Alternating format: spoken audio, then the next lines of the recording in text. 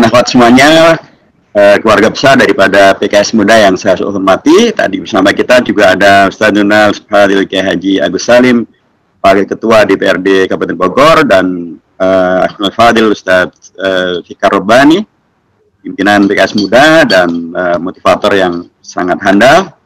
Juga bersama kita Ustaz Bukhari Yusuf, anggota DPR kita yang sangat mumpuni dalam legislasi termasuk terkait dengan masalah Omnibus Law, dan seluruh peserta dari webinar atau PKS Muda Talk pada sore hari ini, dan tentu kepada moderator kita yang luar biasa, Fadil Muhammad Maulana Al-Ayubi, Masya Allah, luar biasa. Antum di UIN ya, tapi saya sudah tidak lagi ngajar di UIN sekarang atau di IAIN. Mudah-mudahan antum sukses dan selanjutnya semuanya sukses, insya Allah.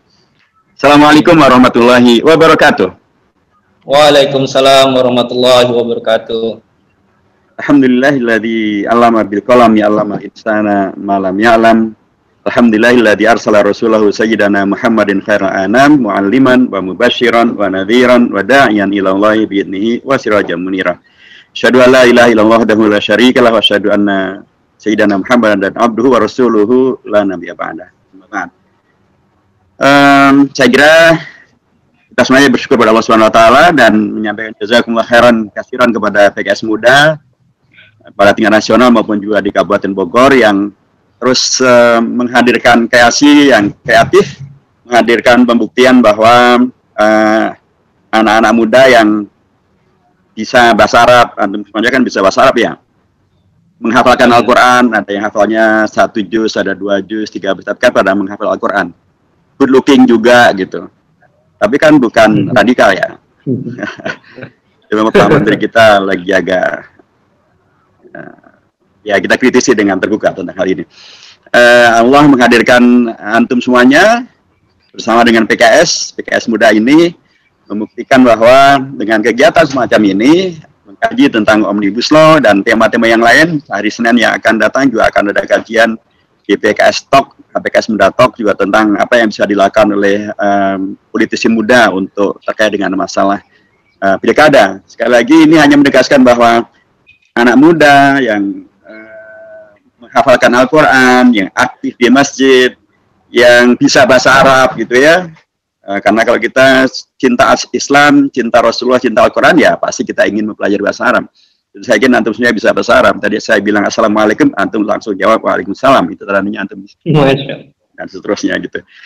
Dan antum aktif di masjid, tapi terbukti bahwa antum semuanya bukanlah yang menjadi pintu penyebaran radikalisme. Justru pintu menyebarkan cinta pada Indonesia, cinta pada bangsa Indonesia, cinta pada negara Indonesia, karena Indonesia ini adalah warisan jihad, ijtihad, mujahadah, dan tadhiyah daripada para ulama, daripada para mujahidin, daripada para politisi Islam, daripada para sultan-sultan muslim yang kemudian menghadirkan Indonesia. Karenanya sore hari ini, acara ini harus kita maknai sebagai pembuktian bahwa generasi muda di PKS Muda dipersiapkan untuk semakin cinta dengan Indonesia, tapi cinta yang sebenarnya, cinta yang benar itu bukan cinta buta. Cinta yang sebenarnya adalah kalau Indonesia bagus, kita dukung dan kita terus jaga tetap menjadi bagus sesuai dengan cita-cita Indonesia merdeka. Tapi kalau ada yang menyimpang, menyeleweng daripada cita-cita Indonesia merdeka, cinta kita tidak kemudian mengatakan ya biarin aja, sekalipun akan terjerumus, kita tetap cintai untuk tetap terjerumus. Enggak. Right or wrong is my country. Tapi dalam posisi kalau right ya it's my country, kalau orang karena di my country maka harus saya koreksi, harus saya perbaiki. Nah, inilah yang kemudian kehadiran kita melalui partai politik, melalui PKS dan PKS Muda. Tadi telah didahului bagaimana kemudian melalui kita di DPP, kemudian kawan-kawan PKS Muda, kita dorong untuk maju ya, termasuk ada PKS Muda dan kemudian jadi anggota DPRD, jadi calon anggota Dewan. Jadi saya ingin mengatakan bahwa acara sore hari ini adalah untuk menegaskan kembali bahwa PKS dan PKS Muda adalah bagian daripada sejarah Indonesia, bagian dari yang ingin terus mengokohkan kebersamaan dengan Indonesia. Dan kalau kita membahas tentang kajian tentang rancangan undang-undang, dalam hal ini adalah Omnibus Law, karena rancangan undang-undang itu menjadi perhatian publik. Wajar dong kalau anak muda di PKS juga punya perhatian. Jadi aneh malah kalau publik bicara tentang hal ini, ada demonstrasi di mana-mana, ada polemik di mana-mana, ada pembahasan yang sangat ramai, pemberitaan di TV. Tapi PKS Muda malah hanya pelongo-pelongo gitu ya, hanya tidak paham. Itu bukan begitu kader PKS. Kader PKS adalah yang terpelajar, yang sensitif, yang cinta dengan Indonesia karenanya ikut membahas tentang beragam isu yang berkembang ini. Tapi tentu kalau kita pun membahasnya juga tidak asal membahas. Kita membahas dengan para pakarnya, dengan kemampuan yang bisa kita miliki. Masuk pada tema kita tentang RUU Omnibus Law Cipta Kerja ini, karena sebenarnya ada dua Omnibus Law yang sekarang sudah masuk ke dalam program legislasi nasional. Satu adalah RUU Omnibus Law tentang Cipta Kerja, yang saya kira tema kita di situ. Yang kedua adalah RUU Omnibus Law tentang Ibu Kota Negara. Jadi Jakarta ini mau dipindah ke Pasir Penajam di Kalimantan Timur. PKS lagi-lagi satu-satunya fraksi di DPR yang menolak itu. Menolak karena memang tidak ada perlunya, tidak ada urgensinya, pilihan tempatnya pun juga sangat layak untuk dipermasalahkan, dan apalagi dalam kondisi di mana COVID-19 yang begitu luar biasa. Dan kita menolaknya, sekalipun pemerintah ya wacananya maju mundur nih, ada yang mengatakan terus, ada yang mengatakan belum dianggarkan, tapi Pak Jokowi pernah menyampaikan bahwa tahun 2024 nanti ASN sudah harus pindah ke Kalimantan Timur, ke ibu kota baru. Pertanyaannya adalah kalau pindah ke sana mau tinggal di mana? Nah, sekarang saja undang-undangnya belum ada, undang-undangnya belum dibahas di DPR. Terus kalaupun nanti sudah dibahas, memang pindah ibu kota itu kayak pindah rumah saja belum tentu, bikin rumah baru belum tentu selesai dalam 2 tahun.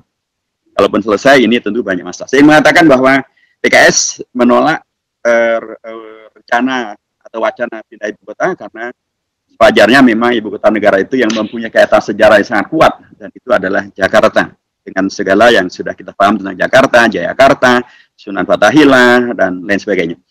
Baik, RUU Omnibus Law ini, RUU Omnibus Law Cipta Kerja yang akan kita bahas ini tadi sudah dimulai, memang menghadirkan apa yang mungkin antum sebagai para PKS muda, aktivis kampus, para pelajar, para terpelajar, tentu mempelajari juga dan atau pertimbangan juga perkembangan informasi terkait dengan buku-buku misalnya.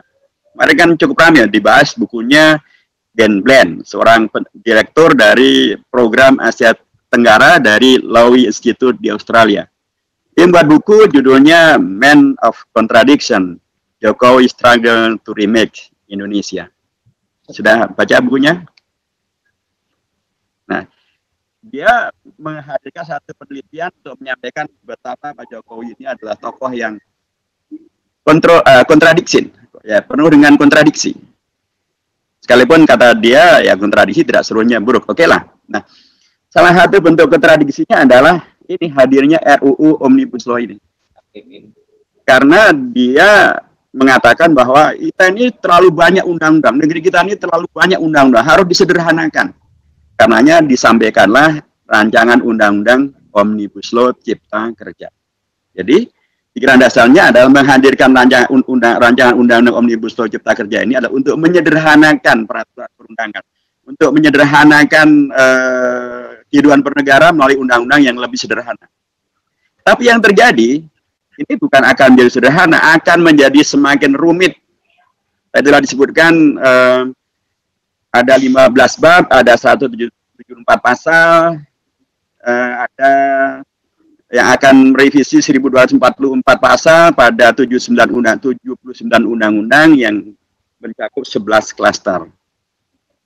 Tapi kalaupun ini nanti selesai dengan segala kritik dan perbaikan dan koreksinya, itu nanti menurut rancangan undang-undang ini memerlukan hadirnya 516 peraturan pelaksana. Jadi yang akan dikoreksi ada sekitar 79 undang-undang, tapi justru akan menghadirkan 516 peraturan pelaksana. Ada 493 peraturan pemerintah, ada 19 peraturan presiden, dan ada 4 perda. Jadi ini kan bukan semakin sederhana, semakin rumit malah. Tadinya hanya 79 undang-undang, Sekarang 516 peraturan pelaksana. Semakin rumit. Dan semakin rumitnya karena kalau undang-undang itu masih dibahas di publik. Seperti sekarang misalnya. Dibahas juga di DPR, menghadirkan para pakar, melakukan uji publik. Ada naskah akademik. Tapi kalau yang namanya peraturan pelaksana, yang namanya peraturan pemerintah, itu tidak ada naskah akademik. Tidak perlu dibahas di tingkat publik. Tidak perlu kemudian melalui uji sahih. Ya terserah presiden aja, terserah pemerintah, dia mau bikin apa, jadilah. Nah, jadi kalau kemudian Ben Bland, penulis dari Law Institute, mengatakan bahwa Pak Jokowi adalah man of contradiction, inilah salah satu buktinya. Tapi kontradiksi di sini adalah negatif. Beliau menginginkan agar ada penyederhanaan peraturan perundang-undangan dengan RUU Omnibus Law. Yang terjadi malah bukan sederhana, tambah rumit. Bukan hanya rumit, tapi juga kualitas perundang-undangannya pun juga bermasalah. Rekan-rekan sekalian, terkait dengan Omnibus Law, yang banyak orang mengatakan lebih tepat sebenarnya adalah Omnibus Bill. Karena kata-kata law itu mestinya adalah diberlakukan bagi undang-undang yang sudah jadi. Kalau sudah jadi undang-undang namanya law. Kalau masih dalam bentuk rancangan, itu harusnya betulnya adalah bill. Omnibus Bill, tapi ya terlanjur sudah disebut Omnibus Law, ya sudah, bukan Quran hadis saja, biarin aja lah gitu ya. Jadi Omnibus Law ini sesungguhnya memang bukan hal yang sama sekali baru dalam konteks kita, dan saya akan lebih banyak melihatnya dari sisi MPR ya, dari sisi konstitusi. Kalau dari sisi kami di MPR, ini bukan hal yang sama sekali baru. Kita di MPR sudah pernah mempraktekannya. Ketika dulu pada awal masa reformasi, pada waktu itu salah satu tuntutan reformasi adalah melakukan amandemen terhadap Undang-Undang Dasar. Maka MPR pada waktu itu melakukan sebuah kajian yang kemudian menghadirkan keputusan di TAP MPR nomor 1 tahun 2003 yang mengkaji seluruh dan menyimpulkan status hukum daripada seluruh TAP MPR dan MPRS dari tahun 60 sampai tahun 1998. Jadi dari TAP MPR yang jumlahnya sangat banyak dari berbilang tahun itu, kemudian disimpulkan ke dalam 7 klaster. Ini adalah bentuk daripada Omnibus Law yang sudah dilaksanakan, dan dalam konteks MPR memang betul-betul menghadirkan penyederhanaan peraturan perundangan. Jadi tidak terjadi tumpang tindih dan tidak terjadi masalah. Itulah salah satu praktek Omnibus Law. Jadi memberlakukan Omnibus Law mungkin saja, karena memang itu bagian daripada kekuasaan membuat perundang-undangan yang dibenarkan oleh Undang-Undang Dasar. Nah, mari kita lihat bagaimana dengan rancangan undang-undang ini kemudian dihadirkan. Dari sisi kami di MPR, pertama, memang sekali lagi adanya rancangan undang-undang tentang Omnibus Law itu adalah bagian daripada dinamika dan atau hak membuat undang-undang. Karena kita memang adalah negara hukum. Ini negara hukum memang wajarnya ada undang-undang yang mengatur. Nah, kalau kemudian tidak ada undang-undang dan tidak ada hukum, atau undang-undangnya bukan hukum, ya itu berarti bukan negara hukum. Kita sepakat melalui Undang-Undang Dasar yang sudah diamandemen bahwa Indonesia ini adalah negara hukum. Itu adalah ayat baru dalam Undang-Undang Dasar. Itu ayat di pasal 1, di bab 1, pasal 1, ayat 3. Indonesia adalah negara hukum.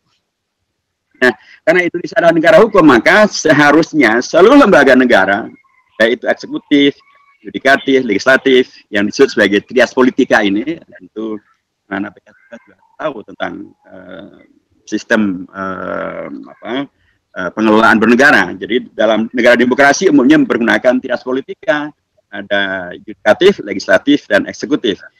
Nah, dalam prinsip negara hukum, maka seluruh lembaga negara, apakah legislatif, yudikatif, maupun eksekutif, harus taat kepada peraturan perundang-undangan yang disepakati, termasuk dalam hal membuat undang-undang.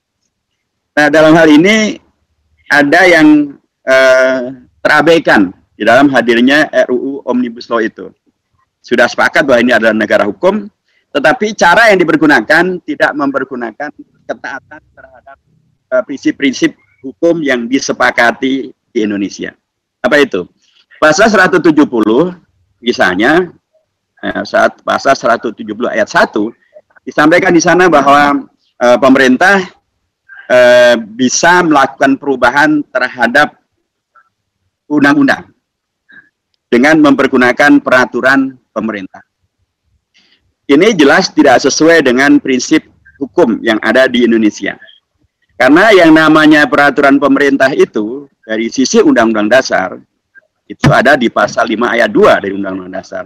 Dia tidak dibuat, dia tidak dihadirkan untuk memberikan kekuasaan bagi pemerintah untuk merubah undang-undang. Peraturan pemerintah itu justru ada dalam rangka melaksanakan undang-undang. Jadi kan jadi kontradiksi ini.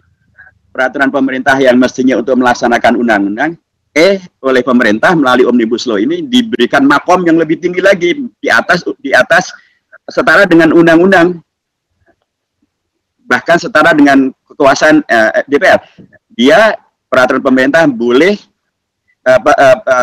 pemerintah boleh merubah undang-undang dengan peraturan pemerintah. Padahal kalau mempergunakan ketaatan pada hukum, ya itu nggak boleh.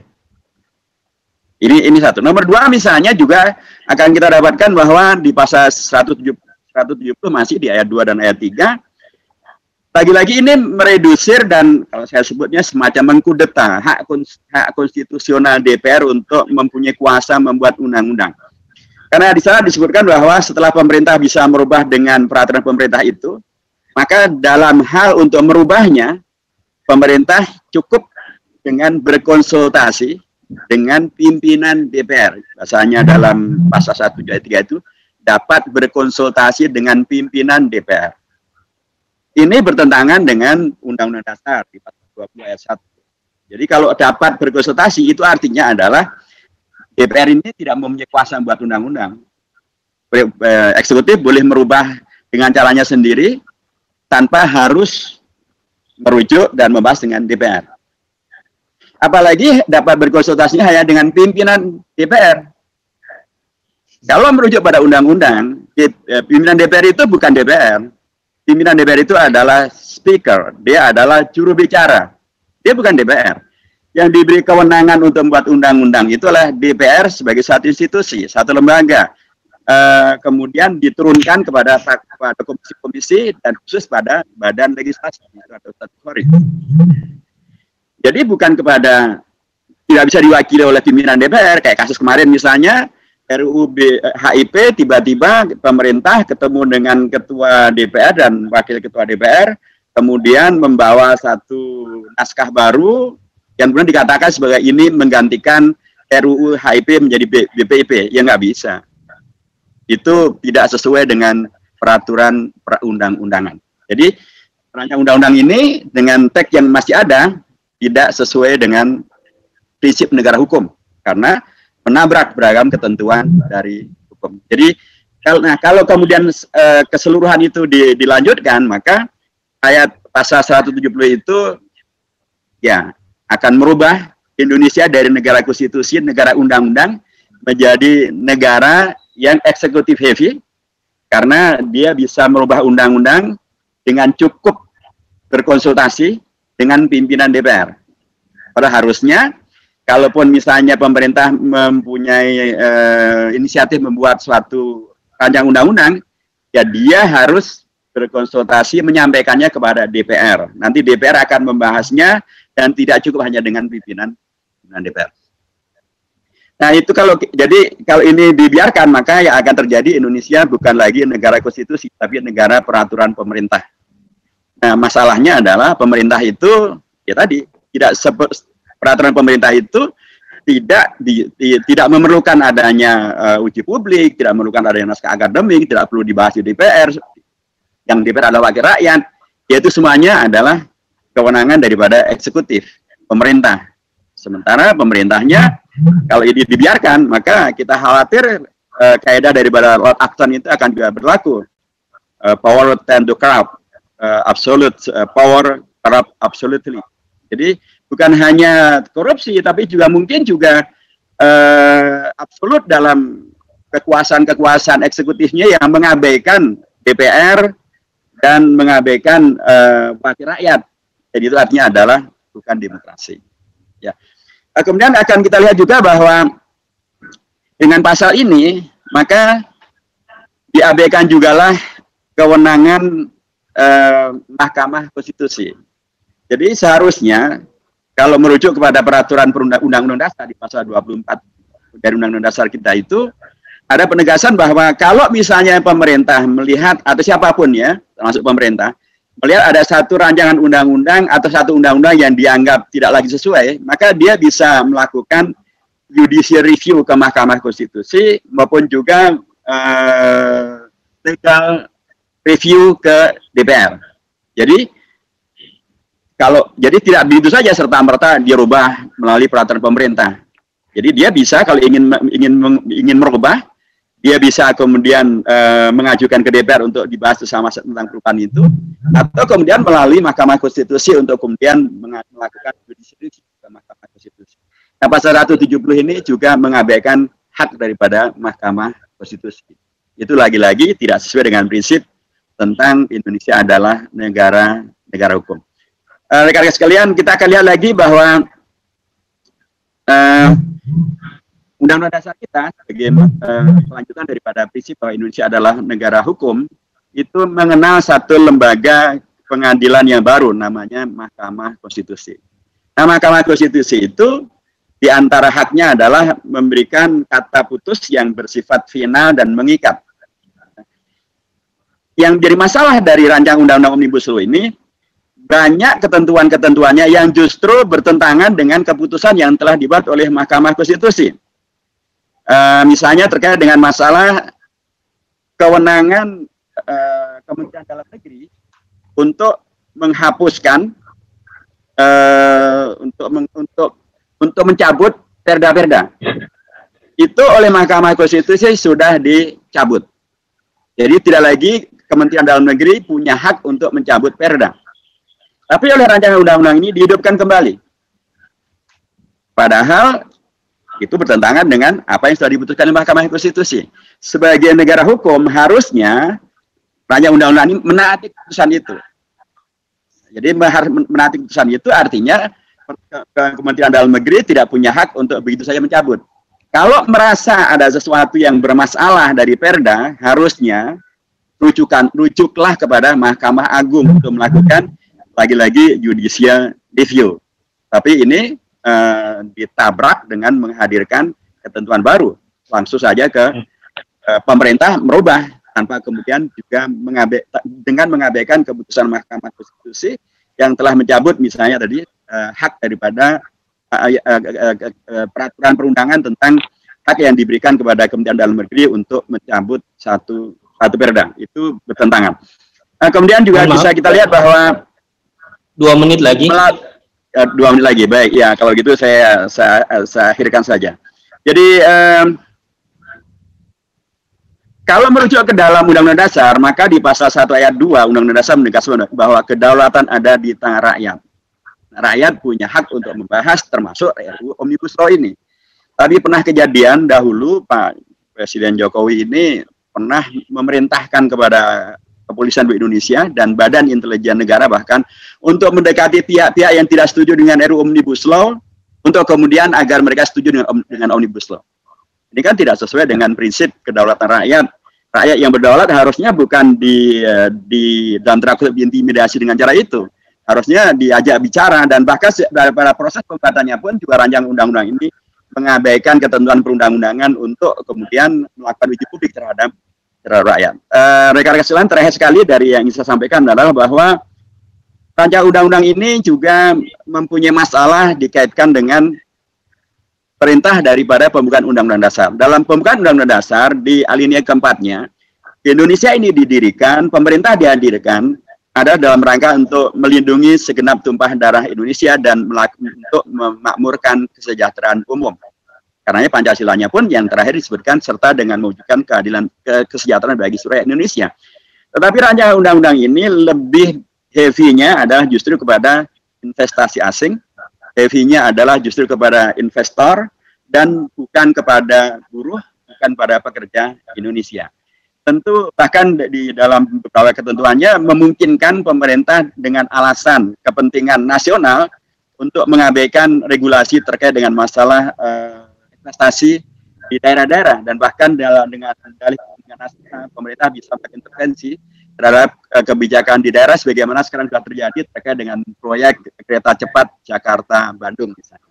Itulah beragam hal, rekan-rekan sekalian, saya menegaskan kembali dari sisi konstitusi dan komitmen kepada negara hukum, memang sewajarnya dan seharusnya DPR dan PKS di dalamnya melakukan koreksi besar-besaran terhadap rancangan undang-undang ini, supaya tidak bertentangan dengan Undang-Undang Dasar, supaya tidak bertentangan dengan hukum Undang-Undang Dasar. Saya betul-betul rancangan undang-undang ini menghadirkan Indonesia yang mensejahterakan rakyat Indonesia dan membuktikan tentang prinsipnya sebagai negara hukum, dan jangan malah menjadi negara peraturan pemerintah. Karena kalau itu terjadi, sekali lagi, nanti ya, Anda semua yang anak muda ini akan menjadi tiba-tiba berada dalam kondisi yang semuanya serba diatur oleh pemerintah, yang peraturan itu sendiri tidak menghadirkan semangat untuk menghadirkan konstitusionalisasi, penegakan hukum, dan lain sebagainya. Saya kira demikian. Terima kasih untuk kesempatan bersilaturahim ini. Mudah-mudahan banyak manfaatnya. Barakallahu fikum jami'an. Wabillahi taufiq wal hidayah. Assalamualaikum warahmatullahi wabarakatuh.